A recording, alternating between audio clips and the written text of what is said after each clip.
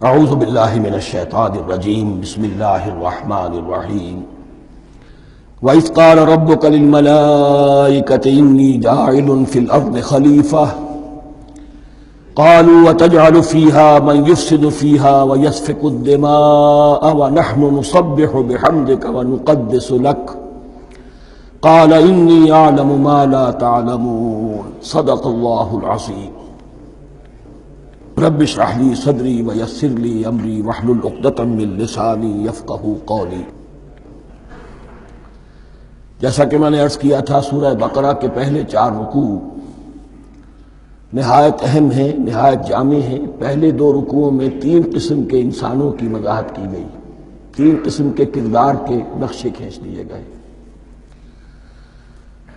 تیسرے رکوع میں قرآن مجید کی دعوت کا خلاصہ آ گیا، توحید فی العقیدہ، توحید فی العمل، یعنی عبادت اللہ کی، ایمان بالرسالت، قرآن مجید کو منزل من اللہ کلام ماننا۔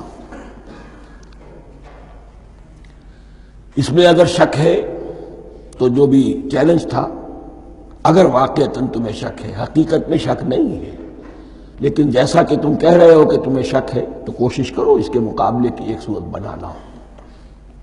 پھر آخرت، جنت اور دوزخ، ان دونوں کا تذکرہ ہو گیا۔ پھر ایک خاص مسئلہ جو قرآن مجید کے اسلوب پر اعتراض کی شکل میں آیا کہ اس میں مچھر جیسی حقیر شے کا بھی تذکرہ ہے۔ اس کی حکمت بیان کر دی گئی کہ تشبیہ اور تمثیل میں ظاہر بات ہے کہ ممثل لہو اور ممثل بہی میں مناسبت چاہیے۔ جس چیز کے لیے تمثیل بیان کی جا رہی ہے، جس شے سے تمثیل بیان کی جا رہی ہے، ان میں مناسبت ہونی چاہیے، اس میں عظیم یا حقیر کا کوئی سوال نہیں۔ پھر یہ بات کہ جن لوگوں کے دلوں میں زیغ ہے، کجی ہے، وہ اس قرآن سے بھی ان کی ضلالت میں، گمراہی میں اضافہ ہوگا۔ جو لوگ طالب حق ہیں ان کو یہ قرآن مجید ہدایت دے گا، اور کن کو اللہ گمراہ کرتا ہے؟ جو سرکش ہے، جو نمبر 1 اللہ سے جو عہد کر کے دنیا میں آئے تھے اس کی خلاف ورزی کر رہے ہیں اور صلہ رحمی کے بجائے قطع رحمی کرتے ہیں۔ اس کے بعد ایک بہت اہم فلسفیانہ بات آ گئی، اور اسی کے ضمن میں میں نے اصل میں یہ ساری بات دہرائی ہے۔ میں نے کہا تھا کہ یہ بات واضح ہوگی آگے جا کر سورہ غافر میں۔ پھر ذہن میں لائیے کہ جب یہ صورت نازل ہوئی ہے، سورہ غافر نازل ہو چکی تھی، لہذا یہاں اجمالی تذکرہ ہے، وہاں تفصیلی تذکرہ ہے۔ اہل جہنم کا قول نقل ہوا ہے، ربنا امتنا اثنتین واحییتنا اثنتین فاعترفنا بذنوبنا فہل الی خروج من سبیل۔ اے اللہ، تو نے 2 مرتبہ ہم پر موت وارد کی، 2 مرتبہ ہمیں زندہ کیا، اب ہم نے اپنے قصور تسلیم کر لیے، تو اب یہاں سے بھی کوئی اور مرحلہ ہے یا نہیں؟ یہاں سے نکلنے کا بھی کوئی راستہ ہے یا نہیں؟ اس سے حقیقت یہ واضح ہوئی، انسان کی تخلیق اول ہوئی عالم ارواح میں، صرف ارواح کی حیثیت سے، اور حدیث میں آتا ہے الارواح جنود مجندہ، لشکروں کی شکل، تمام انسان۔ ان سے عہد لیا گیا الست بربکم قالوا بلی، پھر سلا دیا گیا ارواح کو۔ یہ گویا کہ پہلی موت تھی جو ہم گزار آئے۔ پھر عالم خلق کا مرحلہ آیا۔ عالم خلق میں یہ تناسل کے ذریعے سے رحم مادر میں جب ایک جنین تیار ہوتا ہے تو ایک حدیث ہے حضرت عبداللہ ابن مسعود سے، 4 مہینے کا جب جنین ہو جاتا ہے تو اس کے بعد وہ روح لا کر اس میں پھونک دی جاتی ہے۔ یہ گویا کہ احیاء اولا ہو گیا، پہلی مرتبہ کا زندہ کیا جانا، پہلی موت کی نیند سے جگا دیا گیا۔ اے تازہ واردان بساط ہوائے دل، اب ہم اس دنیا میں اس جسد کے ساتھ زندہ ہوئے، اب پھر موت آئے گی، جسد یہی چلا جائے گا جہاں سے آیا تھا، روح جہاں سے آئی تھی وہاں واپس جائے گی۔ ثم یمیتکم ثم یحییکم ثم الیہ ترجعون، پھر تمہیں اللہ کی طرف لوٹا دیا جائے گا۔ یہ ہے بہت گہرا نقطہ فلسفہ دین کا۔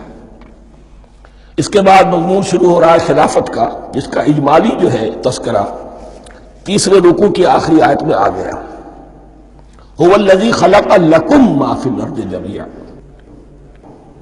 زمین میں جو کچھ ہے اے انسانوں تمہارے لیے پیدا کیا گیا۔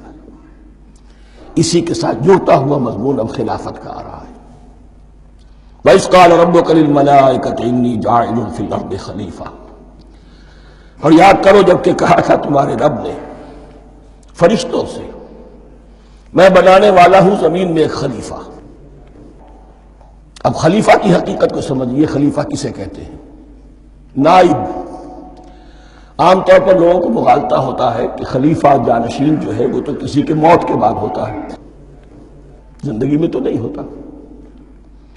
لیکن یہاں اصل میں ہمارے لیے بہت آسان ہے، انسان کی جو اصل حقیقت ہے اس دنیا میں اس کو سمجھنے کے لیے یوں سمجھیے کہ ہم آج سے 50 سال پہلے انگریز کے غلام تھے، ہمارا بادشاہ یا ملکہ انگلستان میں تھا یا تھی، دہلی میں وائس رائے ہوتا تھا۔ وائس رائے کا کام کیا ہے؟ جو حکم آیا ہے ہز میجسٹیز گورنمنٹ کا یا ہر میجسٹیز گورنمنٹ کا جو حکم آیا ہے بلا چون و چرا، بغیر کسی تغیر اور تبدل کے نافذ کرے۔ ہاں جہاں کوئی حکم وہاں سے نہیں ہے تو یہاں کے حالات میں بہترین اپنی رائے قائم کرے، غور و فکر کرے، یہاں کی مصلحتیں کیا ہے، جو چیز بھی امپائر کی مصلحت میں ہو اس کے مطابق فیصلہ کر سکتا ہے۔ بین ہی یہی رشتہ ہے، اللہ ہے لیکن اللہ نے اپنے آپ کو غیب کے پردے میں چھپا لیا ہے۔ زمین پر انسان ہے، اب انسان کا کام یہ ہے جو ہدایت آ رہی ہے اللہ کی طرف سے اس پر تو بے چون و چرا عمل کرے۔ جہاں کوئی ایکسپریس ہدایت نہیں ہے، کوئی واضح ہدایت نہیں ہے، وہاں اپنے بیسٹ ججمنٹ کو ایکسرسائز کرے، اسی کا نام اجتہاد ہے۔ غور و فکر کرے، سوچے، اور جو بات روح دین کے زیادہ سے زیادہ مطابقت رکھنے والی ہو اس کو اختیار کرے۔ بین ہی یہی رشتہ ہے در حقیقت، رشتہ خلافت کہ جو اللہ اور انسان کے مابین ہے۔ اب یہ جو دی گئی ہے یہ حیثیت تمام انسانوں کو دی گئی ہے، پوٹینشلی ہر انسان اللہ کا خلیفہ ہے، لیکن جو اللہ کا باغی ہو جائے، جو خود حاکمیت کا مدعی ہو گیا، گویا کہ وہ باغی ہے۔ اب اگر شاہ جہاں بادشاہ تھا، اس کا کوئی ولی عہد تھا، اور ولی عہد جو ہے صبر نہیں کر سکتا، اپنے باپ کی زندگی ہی میں بغاوت کر دیتا ہے، حکومت حاصل کرنا چاہتا ہے، تو اب وہ کیا ہے؟ واجب القتل ہے۔ جو لوگ بھی حاکمیت کے مدعی ہو گئے، ویسے تو حقیقت واجب القتل ہے، لیکن دنیا میں مہلت دی ہے اللہ نے، یہ دار الامتحان ہے، فوراً قتل نہیں کرتا، فوراً ختم نہیں کرتا۔ وَلَوْلَا كَلِمَةٌ سَبَقَتْ مِن رَبِّكَ إِلَىٰ أَجَلٍ مُّسَمًّى لَقُضِيَ بَيْنَهُمْ، اگر یہ پہلے بات طے نہ ہو چکی ہوتی، ایک وقت معین تک کے لیے انہیں مہلت اللہ نے نہ دی ہوتی تو اللہ فیصلہ چکا دیتا، لیکن مہلت دی ہے۔ لیکن کم سے کم اتنی سزا ملتی ہے کہ اب وہ خلافت کے حق سے محروم کر دیے گئے۔ گویا کہ اب خلافت دنیا میں ہوگی خلافت المسلمین، صرف وہی شخص کہ جو اللہ کو مانے اپنا حاکم مطلق، وہ خلافت کا اہل ہے۔ تو یہ چند باتیں خلافت کی اصل حقیقت کے ضمن میں یہیں پر سمجھ لیجیے۔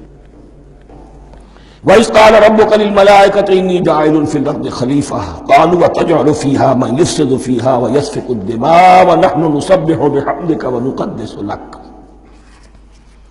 اور یاد کرو جب کہ تمہارے رب نے کہا تھا فرشتوں سے کہ میں زمین میں خلیفہ بنانے والا ہوں، تو انہوں نے کہا کہ کیا تو بنائے گا اس میں جو فساد مچائے گا اس میں اور خوریزی کرے گا۔ وَنَحْنُ نُسَبِّحُ بِحَمْدِكَ وَنُقَدِّسُ لَكَ، ہم آپ کی تسبیح اور تحمید اور آپ کی تقدیس میں لگے ہوئے ہیں۔ قَالَ إِنِّي أَعْلَمُ مَا لَا تَعْلَمُونَ، فرمایا میں جانتا ہوں جو تم نہیں جانتے۔ اب یہاں سوال پیدا ہوتا ہے کہ فرشتوں کو یہ گمان کیسے ہوا، یہ خیال کیسے ہوا؟ دو رائے ہیں اس میں۔ ایک تو یہ کہ انسان کی تخلیق سے پہلے اس دنیا میں جنات تھے، اور انہیں بھی کچھ اللہ نے تھوڑا سا اختیار دیا تھا، اور انہوں نے یہاں فساد مچایا۔ انہی پر قیاس کرتے ہوئے فرشتوں نے سمجھا کہ انسان بھی پھر زمین میں فساد مچائے گا، خوریزی کرے گا۔ ایک دوسری اصولی بات یہ کہی گئی ہے کہ خلافت کا لفظ جب استعمال ہوا تو اس کے معنی ہے کہ کوئی نہ کوئی اختیار بھی ملے گا.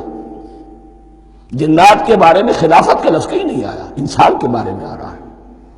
خلیفہ بالکل بے اختیار نہیں ہوتا، جیسا کہ میں نے عرض کیا جہاں واضح حکم ہے تو اس کی تو تنفیذ، جہاں نہیں ہے وہاں اپنی رائے سے جتنا بھی بہتر سے بہتر سوچ سکتا ہو انسان رائے قائم کرے.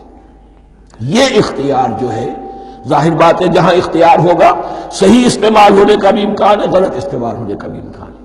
اختیار تو بلکہ یہ کہ آپ کا پولیٹیکل سائنس کا تو ایکسیم یہ ہے authority turns to corrupt and absolute authority corrupts absolutely. تو ٹینڈنسی کرپشن کی ہوتی ہے اختیار کے اندر. اس بنا پر انہوں نے قیاس کیا کہ اس میں فساد ہوگا، خونریزی ہوگی.